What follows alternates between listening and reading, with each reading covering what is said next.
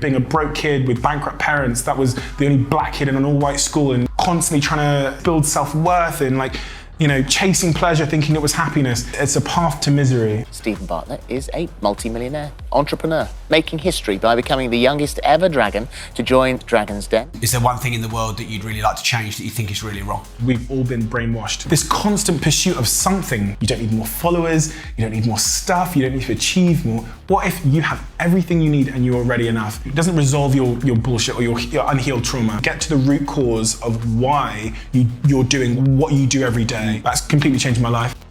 Before we dive into this, make sure you like the video, subscribe to the channel and turn the notification bell on. Steve, I want to say a huge thank you. Thank you. Thanks for having me, Rob. And according to virginstartup.com, you built Europe's largest, fastest growing social media agency. It also says you dropped out of uni. So what I think would be really cool to do, totally how you want to play it. Sure. Take us on that journey from dropping out of uni to the big empire you've got now. Sure. So expelled from school when I was 16 for spending too much time running businesses. So my attendance had hit 33% according to Mr. Thompson. And I hope he's watching. No, he's not. I think he's left that school now. But 70% of my time was spent doing deals either for the school or organising the school's school trips. So by the age of 16 and 17, all of the school trips that my peers went on, and I was in Plymouth, which is about 4 hours away from here. We went to Thorpe Park, to Manchester. I organised every detail of all the school trips at 16. And then by 17, I'd done all the deals for the vending machines in our school. So our school were planning on buying vending machines. I negotiated a deal where we got them for free and 20% of the revenue and profits. And I was so consumed with that stuff and so disinterested with education that by the age of 17, my attendance was so atrocious that the Mr. Thomas gave me the expulsion letter. And the first expulsion letter they gave me was rejected by Mr. Sprenkle, who was the head of Key Stage 5. He said, "You're my Harry Potter, quote, you make the school a lot of money, so we keep you here." But by the end, it got so bad that even he agreed to my expulsion in the last month of school.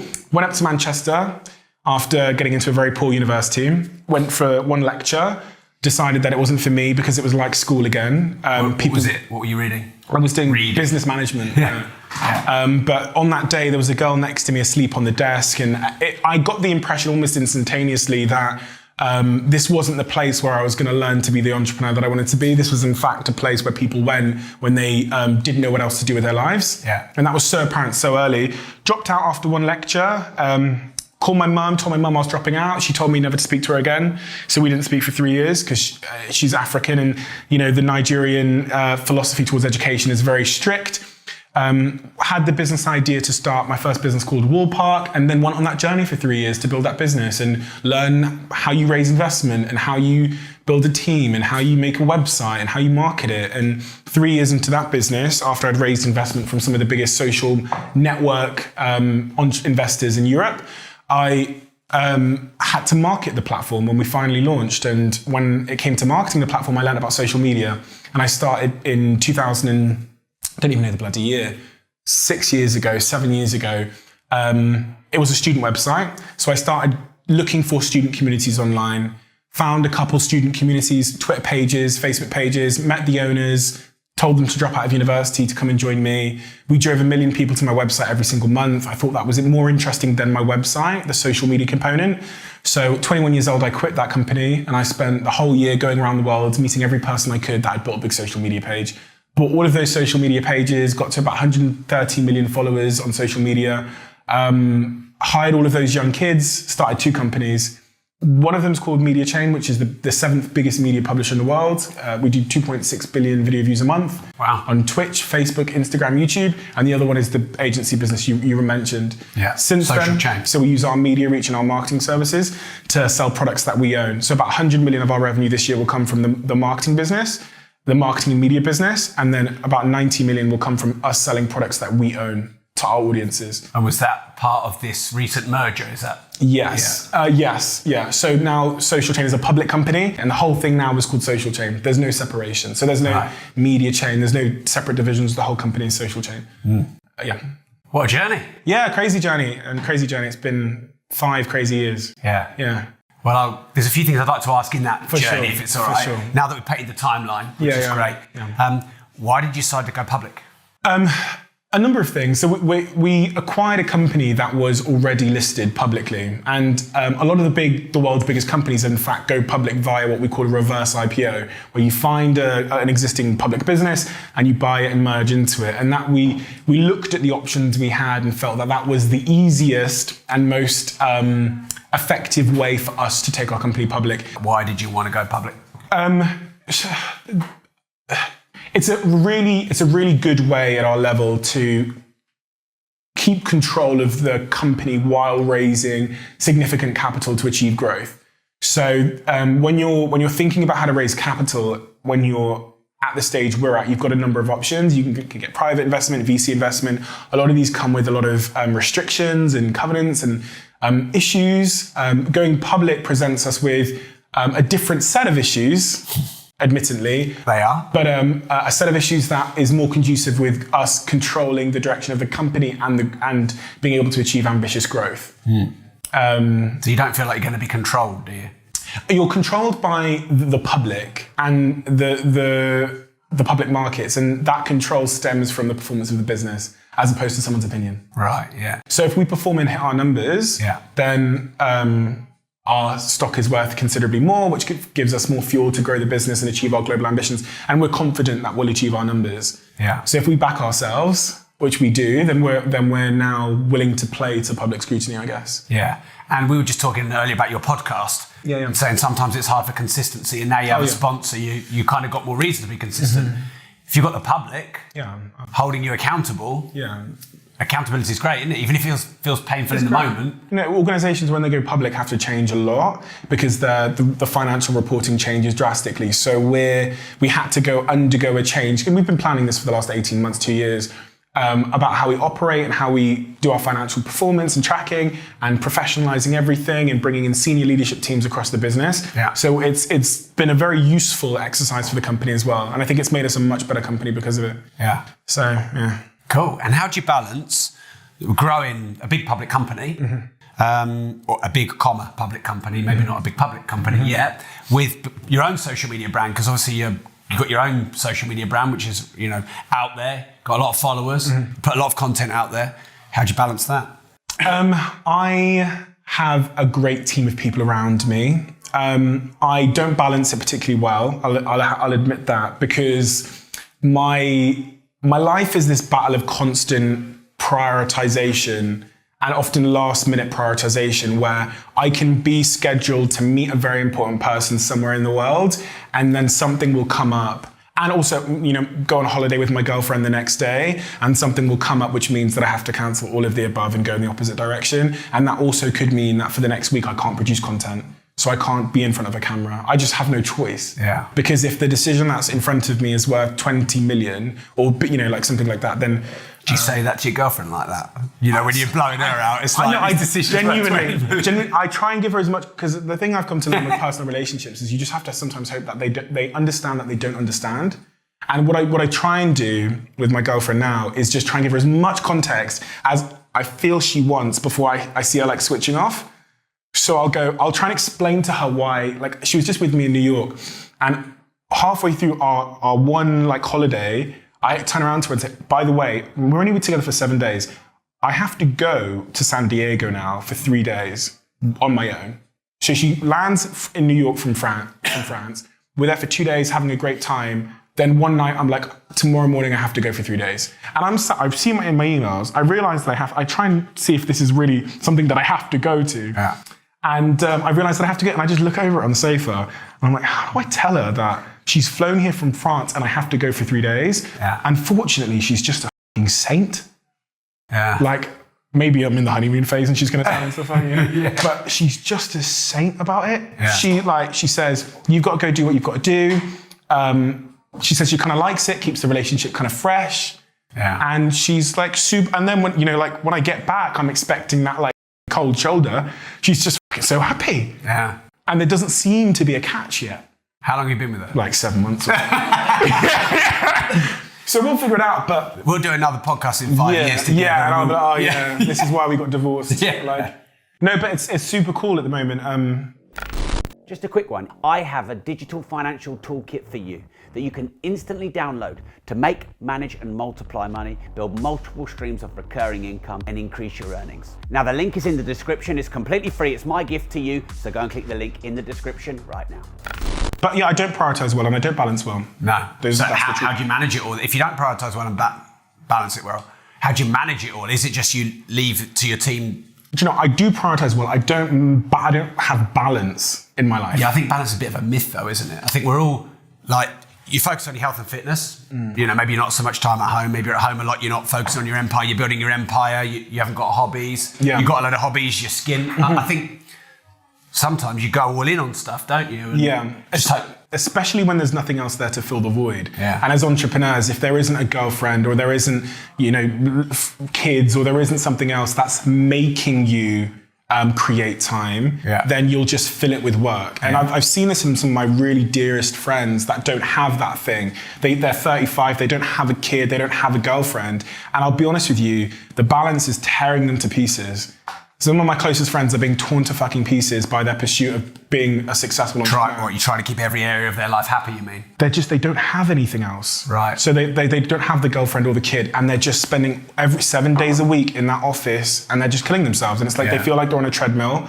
And that's why balance is a bit of a myth for entrepreneurs, because the business always feels like the priority. Like going to Nando's with my girlfriend, it like is never going to be more important than a £1 million deal with a brand, or you know, it's never. So you have to like be forced to create, or you have to have that discipline to schedule time with things that don't feel like they're priorities. Yeah, do you know what? I think you've got some courage to say that. I've done a couple of posts here where I've said sometimes a business owner, an entrepreneur, actually their highest priority is their mission, and that's what they're meant to do. And so, quite a lot of partners, not just women now, obviously, you know, it can work the other way around, but they're like, no, wait a minute, I should be the most important. Oh, absolutely. I mean, I had kids 8 and 5 years ago, and I know this for a fact. I am not as important to my wife as my children are. I know that. She spends more time with them. She will humiliate me in favour of supporting them. And I think I'm okay with that now. It wasn't for a year or two because it was weird, but I think I'm okay with that now. And I think my wife's okay with, I'm out there on the mission because that's my job. Because if we're both on the mission, who's looking after the kids? If we're both looking after the kids, who's on the mission? Yeah. And I think a good relationship and a good team is, okay, his priority is the mission or hers. I'll support and I'll look after the home. And what's wrong with that?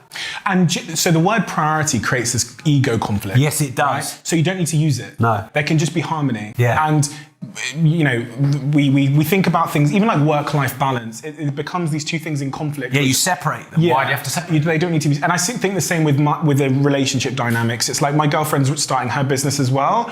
I don't feel threatened by that. She doesn't need to call me, or I don't need to know who the priority is. We're in this together, and we're trying to create harmony, right? And I think that's a much better way. I've been with my ex-girlfriend. If I'd used the word priority, it would have just, you know, it's an unnecessary conflict. Yeah. I think the certain maturity and sort of self-security and self-esteem, you don't feel so threatened by someone's ambition. When I was younger, I thought, I don't need anyone else. I don't need a girlfriend, family, I don't need anything. When I was like 18 to, I'd say 22 or 23.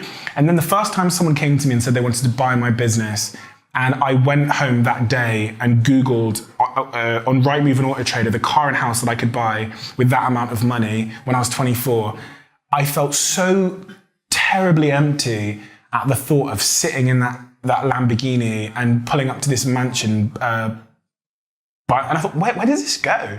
This really like horrible anticlimactic moment in my life where I was like, someone's just offered me 25 million. And like, what am I gonna go do with it? I'm gonna go buy this massive house and this car, and then what? And I was living in a 7-bedroom house with a tennis court, which it was a dreadful idea when I was 23, 24. And I was like, well, this is so inconvenient, so impractical. And that's the moment that I started to realize that really my whole programming, which came from social media and being a broke kid with bankrupt parents, that was the only black kid in an all-white school, and feeling this sense of like constantly trying to feel, I guess, build self-worth and like, you know, chasing pleasure, thinking it was happiness, finally dawned on me that if I carried on with this pursuit of just like material stuff and like Lamborghinis and cars, I have a Lamborghini Aventador, by the way. So maybe I shouldn't. No, but it's not. It's why you buy the Lamborghini. I love it. And that's the thing. It's why you buy it. So my 18-year-old Steve wanted to buy a Lamborghini because it would make me even happier. Yeah. Like it would scale my happiness, right? I buy nice things now, but I don't buy them under the pretense that they're going to make me feel better about myself. Yeah. Right? I feel better, yes, but not about yourself. Not about myself. That's different, Not give me self-worth, because the anticlimax of when it doesn't resolve your bullshit or your unhealed trauma is, I think, even more dangerous than the unhealed trauma. The anticlimax, I really believe, messes people up. And how long you pursue that climax to then have the anticlimax. Like the longer you pursue the fantasy.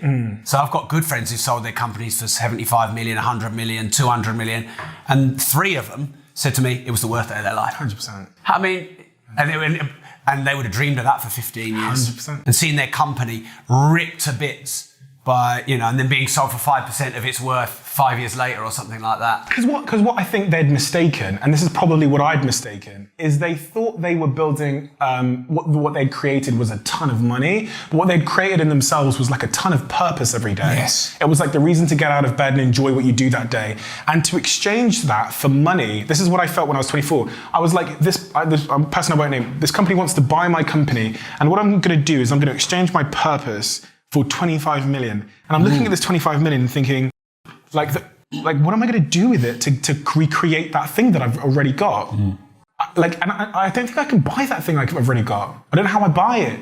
So it felt like a really bad deal. And I was like, what number would feel like a good deal? I don't think there's so the reprogramming I underwent at 25 years old was, okay, I am in pursuit of growth and ambition, and I do want to grow a big, company, but why? And I spent the whole year just getting really down to the reason why. Yeah. And that means that when we go public and all these things, I'm happy because the reason it means something to me isn't an extrinsically motivated empty one. Yeah. I'm not, when we sign a big client now or we go public or whatever, or when I buy a nice like Louis Vuitton bag, and like I buy lots of this, 6 of them downstairs. I'm not buying it because of extrinsic reasons, because of other people. I'm buying it in and of itself because I enjoy it, irrespective of anyone knowing that I'm doing it or having it. Yeah. And that has changed my life. That's completely changed my life. Just understanding why. I genuinely think it's the single most important thing, is to get to the root cause of why you're doing what you do every day and why you want the things you want. Yeah. My friends are so miserable because I've got this one friend in particular, multi-billionaire, right? Comes from a very wealthy background, and he has so many sports cars outside his mansion. Guy horribly miserable. Upstairs in his house, it's £6-7 million worth of designer clothes. One of the most miserable people I know, and he just keep on going because he doesn't know why he's buying the Louis Vuitton. He doesn't know why he's buying it. He thinks he's buying it to recreate some false validation that his parents didn't give him growing up. So he thinks that if I buy one more Louis Vuitton bag, I'll get validation, except, but But that's an empty hole. It's just a bucket with a hole in it, isn't it? It's a treadmill as well. Yeah, keep pouring water in it. Hamster wheel, and then it's like a drug addiction because you need a bigger thing to reach that same feeling. And it's just never-ending misery as far as, they call it the hedonistic treadmill, the Stoic people, and they, and it's a path to misery. And I had to reprogram myself because we've all been brainwashed. If you have Instagram, or you have a TV, or you have a magazine, you have been undoubtedly brainwashed deeply. Your values. So you have to unprogram yourself, unfuck yourself. Unfuck yourself. You have to. Yeah, interesting. I know quite a few billionaires, and actually, I don't know if I've just been living in a different world to you, but at least 5 of the billionaires I know, the most grounded, down to earth, happy, pretty humble people. I know some good ones. Michael Birch is a great example. Yeah. The guy sold Bieber. He's one of my first investors. I went and worked for him in San Francisco. From the Friends of United founders were my first investors. And he made 800 million by selling Bieber to AOL back in the day. And the guy was like, I've got a huge problem now. I've just got too much money. He went and bought a pub. He wears the same clothes. You'd have no idea the guy was moved because he's not motivated by extrinsic factors like that. Yeah. He bought a pub because he loves pubs, and him and his wife wanted a pub in Cornwall. Yeah. He's got $1 billion. He invested in Pinterest as well, so he's a billionaire. Like that's the he's got a healthy relationship with that financial asset that he has. And I think it's possible to make a lot of money and have good self-worth 100%. and use money to fulfill a drive, a motivation, a why, as you said. I think it's possible. I think too many people separate it. Oh, I've met loads of rich people, they're all unhappy. I've met loads of poor people that are unhappy. We separate these things as human beings, don't we? Being broke is very painful. Yeah. It's just a different set of problems you have when you get rich, right? Yeah, and I think the reason why some wealthy people and even lottery winners, we see the suicide rates amongst lottery winners, they end up being miserable is because because of their relationship with money, but the reason why they wanted money, maybe the reason why they were pursuing it, maybe the way they'd glamorized it in their own mind on the path there was heavily extrinsically motivated. Yes. And they, in some respect, thought that some magical confetti was going to rain down on them when they made that billion, or, so it was going to be this internal feeling of euphoria. And I just think the lack of it, the anticlimax sets you off on this spiral of maybe it's prostitutes, maybe it's cocaine, maybe it's maybe it's, flying business class, and they're chasing something that doesn't exist. They're chasing after pleasure, like a mirage in a desert, like a watering hole in a desert, getting closer and closer, and it's moving off into the distance, and they just keep running faster. Whereas Michael Birch, the guy was so grounded and so happy within himself, he made $1 billion and was like, I've got my wife Sochi, I love her, my life's good. Yeah. Don't need to chase anything. I am already enough. I think that's probably the most powerful 3 words and most profound and most simple 3 words that someone I am enough. said. Someone said to me one day, they said, what if you are already enough? And it's so simple, right? But it just shatters everything. It shatters every programming I had as a kid. You've got to climb the ladder. You've got to pursue that, chase that dream, do this constant pursuit of something, right? The words that maybe, what if, just imagine for a second, you are already enough. You don't need more followers. You don't need more stuff. You don't need to achieve more. What if you have everything you need and you're already enough? It's almost frightening. Yeah. For me, it's intimidating because it throws into question everything I believe about the world, right? And then I think, okay, what's my about? It's the same as when they offered me the money when I was 24 for my company. I thought, okay, so what's the point in this then if it wasn't the thing I thought? But maybe that's the key to happiness, is that the anti-programming that in fact you already have everything you need. Yeah. The world has just told you that you're lacking of something. Yeah. How can influencers convince you that they're followable if they don't first convince you that they have something you don't have, prettiness, fashion sense? How can marketeers sell to you from the age of 1 if they don't convince you that there's something you need that you don't have? And that's the programming when you look at everything, is we're trying to convince you that there's, how can gurus convince you that to follow them if they don't first convince you that there's wisdom that you don't have that you need to. And that's what life is. It's this constant stripping of there's something you don't have. And I think that makes us unhappy. I think I was always happy. I think from when I was 18, I fucking had everything I needed, but the world had convinced me that I needed to chase something. So my diary at 18 years old read 4 things, and everybody in this room has seen the photo of my diary.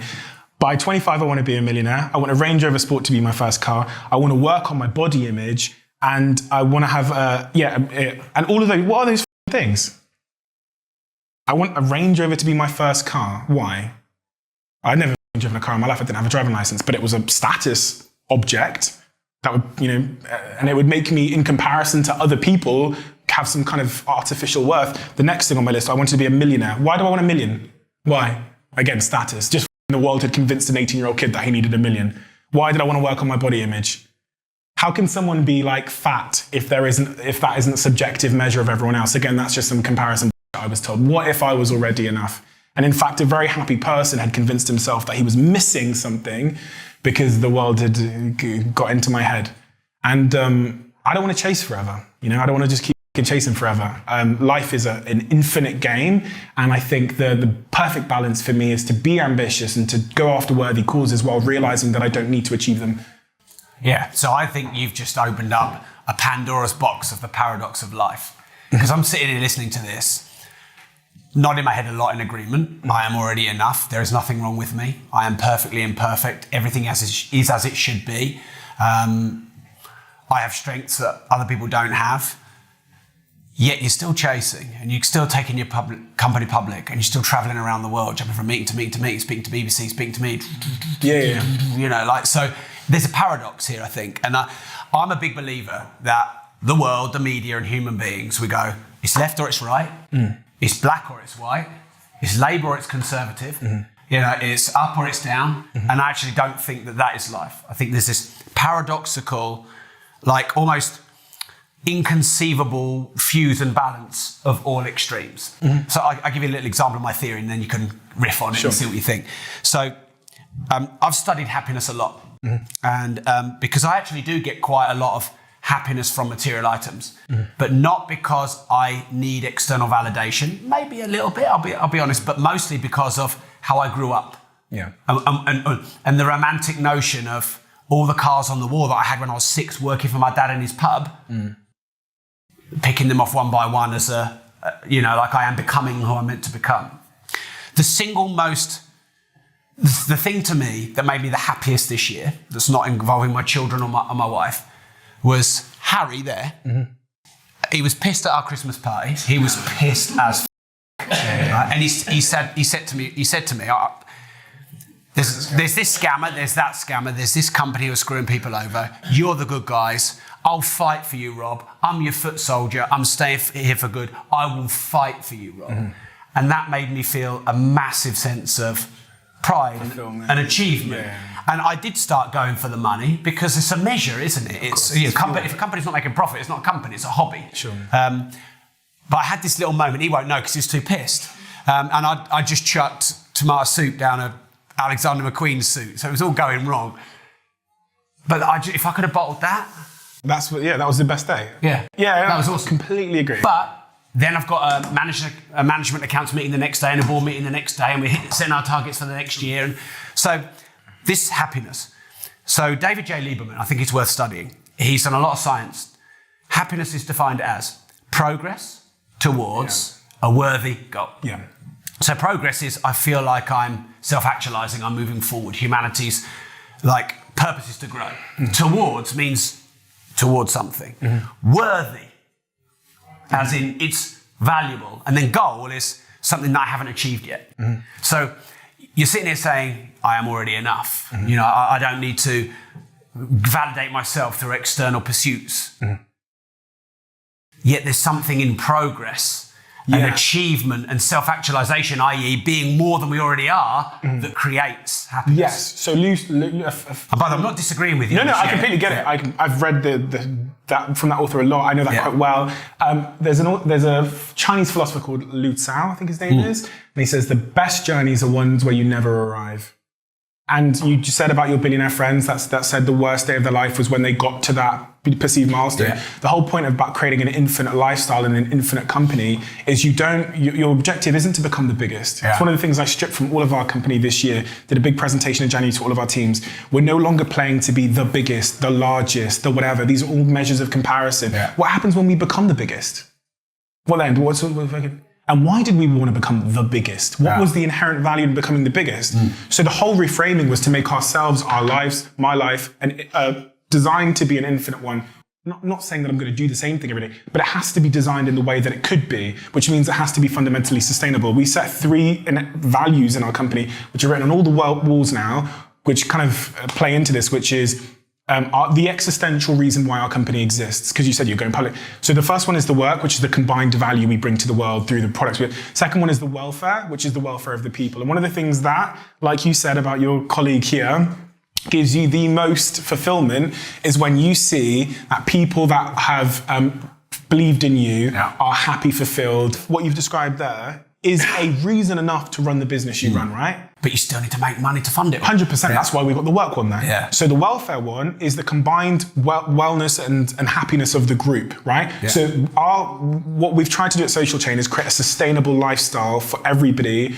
And we're trying to do this at the moment. We've got goals and measures and everything. A sustainable lifestyle for everybody within the team. That means that if he wants to fly to Germany and work there, he can. If he wants to take 6 months off and travel the world and come back to his job, he can. If he wants to take unlimited holidays, he can. If he has a rough spot and he needs a mental health therapist, Social Chain will pay for all of that. And the whole point is trying to create a fully sustainable lifestyle for the people so that they don't have to they can get the challenge and everything they want in an infinite way from this one organization. And the last one's the world, which is the combined impact that our business has on the world. We're going completely carbon neutral, and we don't want to be the company that cuts down the rainforest and then donates to the bees. Yeah. We have to learn to be sustainable within the forest, the ecosystem. And so the whole company is now being designed because of these like personal revelations that I had in my own life about like what am I playing for here, to be sustainable. So a place that I could live and work for the next 30, 40 years and get everything I want. Yeah. The challenge, the fulfillment, the chase, but in a sustainable way. Yeah. And hopefully that kind of gives it context a little bit as to how I can still play this idea of ambition with one where I'm already enough, and this is a journey that it's like ambition without comparison. Yeah, completely. Yeah. And Simon Sinek just wrote a book, which I think came out maybe 2 months ago, called Finite and Infinite Games. And it's literally the same thing. We did the presentation in January where I said we're stripping all of these things to try and create a sustainable business. And this concept of infinite games is now becoming super, super popular. And why can't we be unprogrammed to design companies that don't have those unfulfilling mirage mountaintops that are actually, do you know, like there's this thing in climbing where they call it like a false peak, where you're climbing up a mountain and it looks like that's the peak, and then you go onto it and you realize that it isn't. Right. And it's a really disheartening feeling for climbers, because once they get to that thing they thought was the peak and they look up, they realize there's still another fucking 50 miles to go. A climber said this to me last week when I was talking about this. And we set these false peaks in our life. I don't think we have to. I think we've been programmed to try and create them for whatever reason, but I don't think we have to. And that's what I'm trying to live out in my life. Yeah. Yeah. Yeah, all right. So that's question one. You said like you got expelled at what, 16, 17? 17 I was. So there's clearly something in you leading up to that age, which is disruptive or entrepreneurial. You know, you're breaking the system. You're becoming an entrepreneur at 16, 17. Yeah.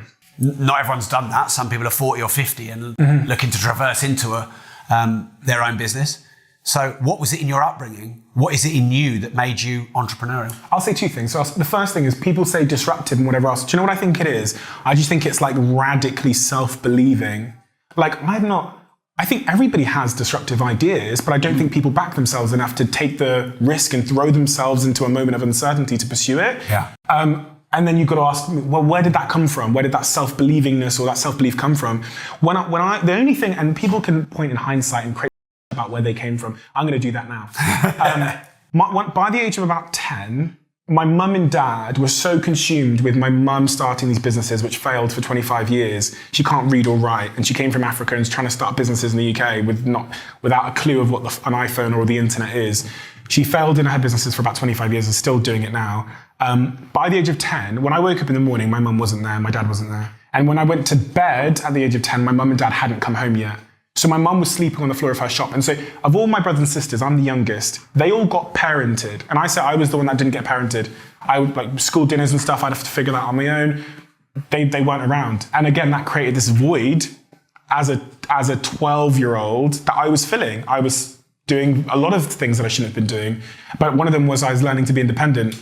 And I think having 3 older siblings, I think not having parents that were around every day, I think it created a very confident, autonomous young kid. Yeah. And for some reason, which is, again, it's really hard to pinpoint, I just really fucking backed myself. And at 15 years old, I'd come to the conclusion based on no solid evidence that I wasn't going to need grades.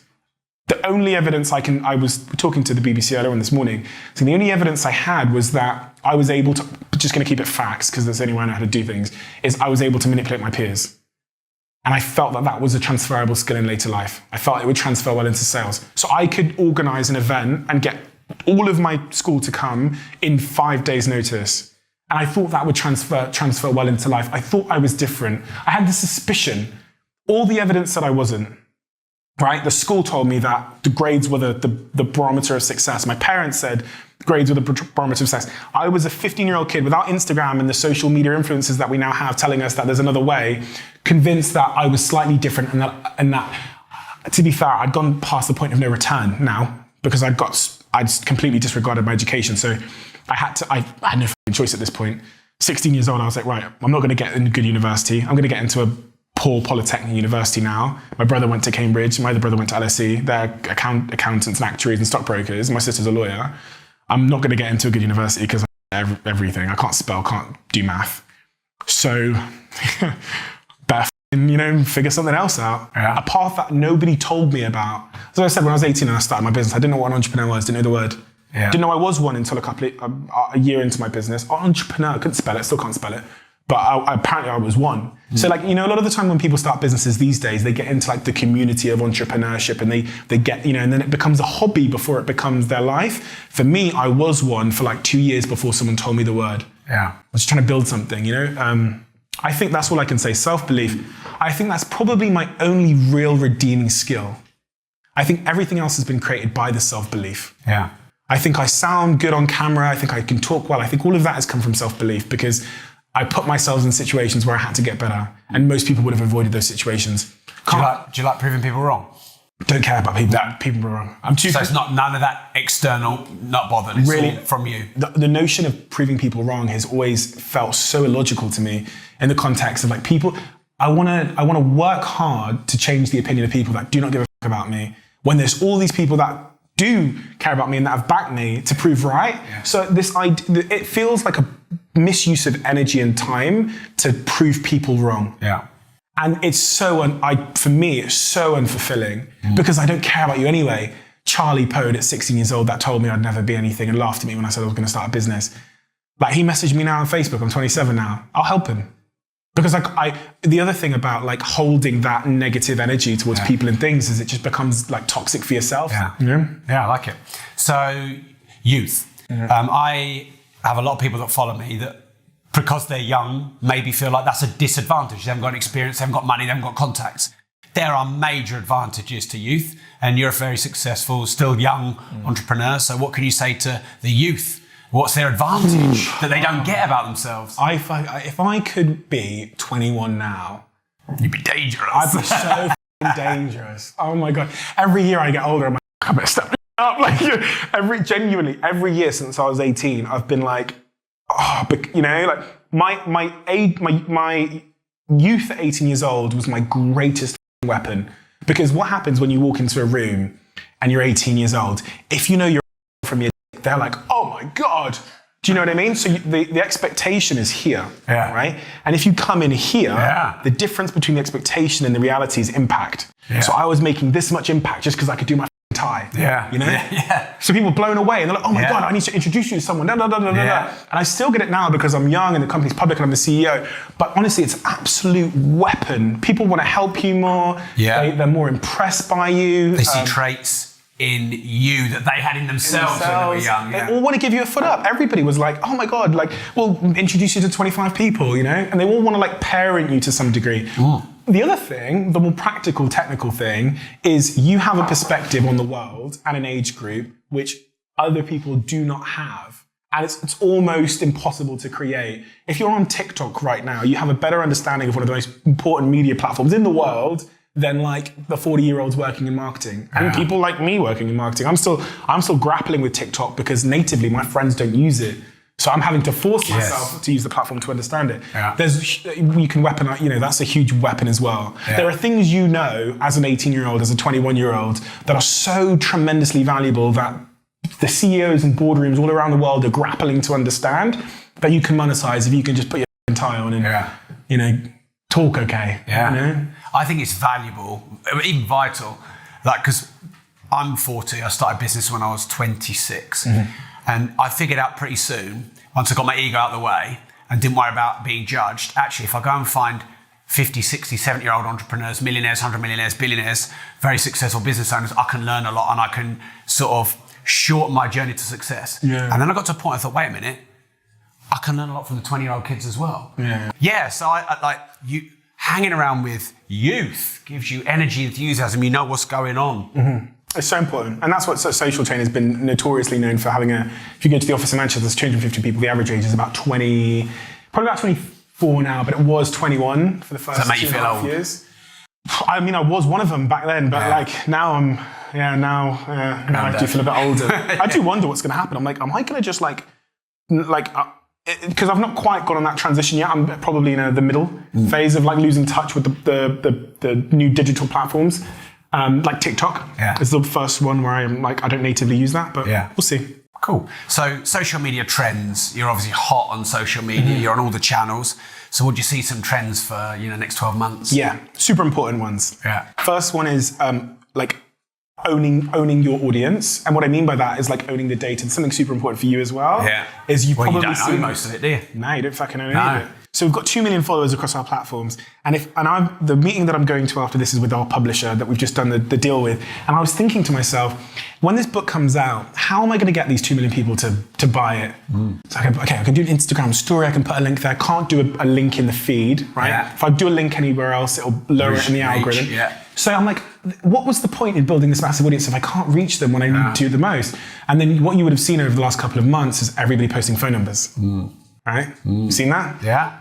So the new thing, which are the biggest YouTubers in the world, Gary Vaynerchuk, everybody, all the Jay Shetty, is there's this platform called community.com which allows you to own the data for once. Yeah. So I put my phone number in my bio. You'll see it on all of my videos. Yeah. Anybody that texts me, I can text them back whenever. Yeah. And I can geolocate. So I can text 1,000 people that live in LA right now that are female, 17 years old. 100% of them get them, no algorithm. Yeah. This is a big trend. And it brings back everything. It's like we've gone full circle, right? Yeah. Emails going to be really, really important. Yeah. If you don't have an email newsletter now, it sounds like a crazy thing for a social media CEO to be saying. Wouldn't have said this 6 months ago. Yeah. Email newsletters, anywhere where you own the data, because the reach on social media platforms on Facebook over the last 8 years has halved year on year. It halved this year for us as a publisher, and it will continue to. The graph is like fucking this. Where's it going? We call it Facebook zero. That's where it's fucking going. Yeah. Into the bin, right? So this audience you spent all this time building up, how much of them do you own? So that's one of the big shifts, probably the most significant one. Obviously, if we're talking about platforms, podcasting is going to continue to rise like crazy. Yeah. Spotify doing crazy things. Buying up everyone. Everybody. Yeah. The Obamas, they just signed a contract with the Obamas to do a podcast on Spotify. That's going to continue as we get into this voice-activated world and smart cars and everything. Voice is going to become even more pertinent. And then I would say, what's another interesting development? I think the next big shift, this is a grander one, in social media, the big next shift is when wearable technology, and this is going to be a tremendous opportunity for everybody, when wearable technology gets to the point that it makes the iPhone look like a useless brick. And we anticipate within the next 5 or 10 years, it'll get to a point where you can wear something and that it has a digital app store on it that will replace this. And it's likely, a lot of people think it's going to be like a contact lens or like socially acceptable. This is the big thing between in the Google Glass, a socially acceptable piece of technology you can wear that completely eradicates the use of this big piece of glass that we carry around. Yeah. That's the big shift for social networking, because then Facebook becomes a virtual world and all these social platforms completely change. And we've seen for the first time ever this year and last year, the sales of smartphones have now stagnated. The first time ever. And that was because there's genuinely nothing else that you could do to this form factor. Yeah. They're trying to fold them again. Yeah. It's like, this is as far as this goes. We've done skinny, we've done big screens, we've gone smaller again, we tried to fold it again. And that's why the sales, because I don't need a new one. Yeah. And so that'll be the big thing. That's the thing that I'm looking out for to potentially get on another wave. But I could go on all day about this. Yeah. So they're messaging me everywhere saying we've got to start wrapping this up. No. Let's do a quick fire. Sure, fine. I mean, look, I'll stay here for as long as you like. Let's do a quick fire then. Some of these are going to be long, so I'll probably circumvent some of them. We started something new on our podcast. We're trying something a bit different. So we're doing a cheeky round. Okay. So if you don't like it, it's just a test. No, I'll do it. Yeah. Name drop the biggest celebrity or celebrities that follow you on social. Camila Cabello. Okay, cool. What's the best or worst trolling you've ever had? Like the worst hate or shit that they've said about you? Or the best? Some guy was like, you don't even run a business. You've never even made 100K. You're a liar. And I'm going to expose you if you're not careful. And I was just like, how do I come at that? So I just laughed. That's one of them. And then people call me like Rizzle Cakes and Will Smith all the time. Being called Will Smith's a bit of a compliment, isn't it? I don't see it though. I get Rizzle Cakes a lot. Right. Have you ever been sent naked pictures on social media? Yes. Yeah. Okay, have you ever had a dick pic? No. Okay. All right, there you go. I've had a dick pic. Oh, really? Yeah, I have. Yeah, it was Kieran. No, I haven't. So that's our cheeky round. Okay. So, yeah. Right, what's the best advice you've ever received? Probably, it's a cliche quote, but those who think they can and those who think they can't are both usually right. Yeah.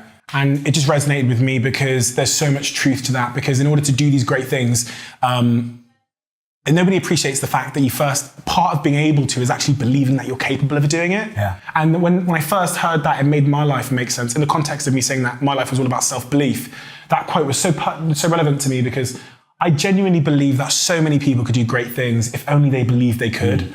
So I think that really stuck with me. Yeah. Love it. What's the worst advice you've ever received? Oh, everything happens for a reason, probably. I think it's just total. Well, I know this is a quick fire round, but you can't open that. I think if you say everything happens for a reason, you have to be able to tell. The reason we say that is we say it to bring comfort to something that happened in our life that doesn't make sense or that doesn't feel just, right? So we lose our car keys, we then end up missing the meeting, but we end up running into a guy at Starbucks that we wouldn't have been in, and we end up marrying him, and we look back in hindsight, connect the dots and say, well, if I hadn't lost my car keys, then I wouldn't have met Rob, right? But that's hindsight bias because we don't see all the things that we missed because of the decisions we made. And also, if you say everything happened for a reason, then you have to tell me why those 6 million Jewish people were gassed to death and why little kids had their teeth pulled out and why there's parasites boring their way through the eyeballs of African kids as we speak. It can't just be you meeting Rob because you lost your keys. And for me, that's like Western world, like naivety is like there's like things happen, right? And there's not always a preconceived grand plan as to why those things are happening. I also think anything that robs you of an internal locus of control, an internal control, is generally not good for your mental health. It's also not conducive with you achieving the most you can. If you think that you're on some roller coaster and you're just buckled in and things are just fucking happening to you and you're just fucking everything's gonna work out in the fucking end, you're getting fired and you're just like, whoa, I'm gonna be a millionaire.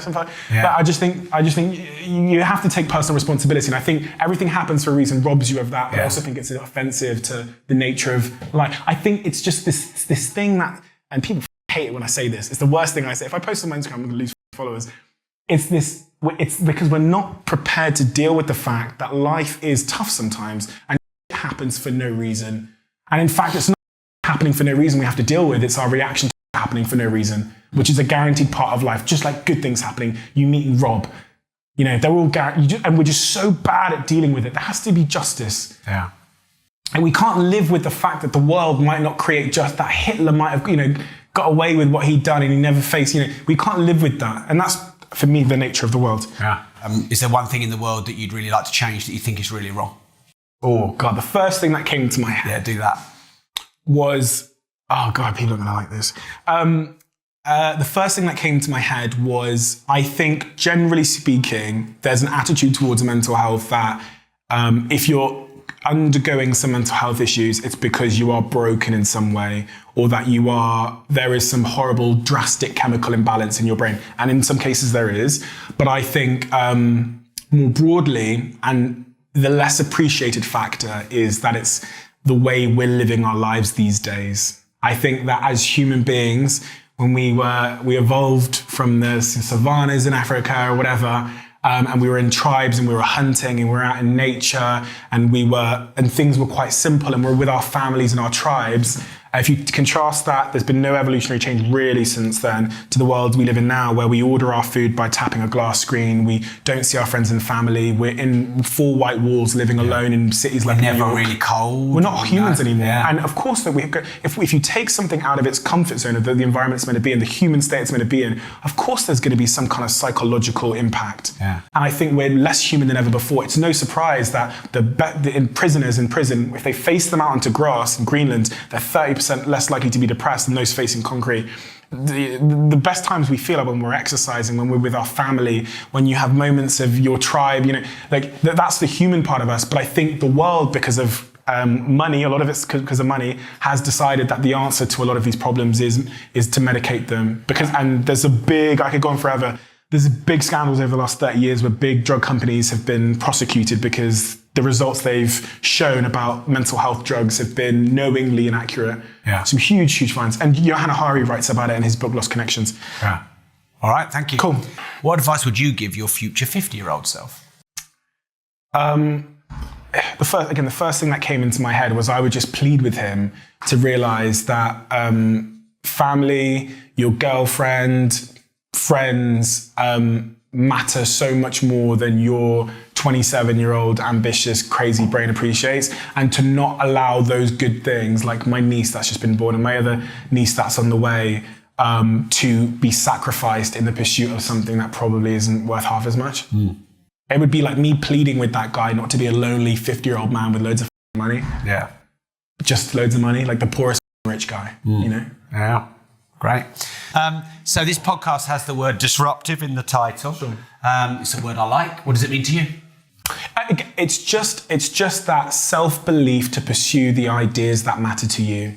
And when you do that, because so few people are willing to pursue those ideas that matter to them, people call it disruption, right? But really all it is confidence of your convictions. Yeah. And as we talked about earlier, pursuing that cause that's completely worthy. Yeah. And you look at people like Elon Musk, all of his PayPal money, put it all into space travel and electric cars. This is not, and this is what then we call that disruption. This is a guy that had a really noble cause that was great enough to risk it all. And he had the confidence to do it. And, you know, and that's what disruption is, I think. I think it's probably misunderstood. I think people think disruptors are people that sit and they're like Einstein and they're reimagining the nature of the world and they see all the dots connecting and perfect. I don't think it's that. I think you have one singular pursuit or belief, you back yourself and you're willing to put in the hard work and you have the persistence to see it through. And then the world looks at you and says disruptor. You often don't think you are, right? Yeah. It's like a lot with a lot of the greats. It's something that other people attribute to you after the fact. So It's been a pleasure. Yeah, thank you, bro. It's been a pleasure to be on this podcast because I've listened to it a number of times. Thank you. It's one of the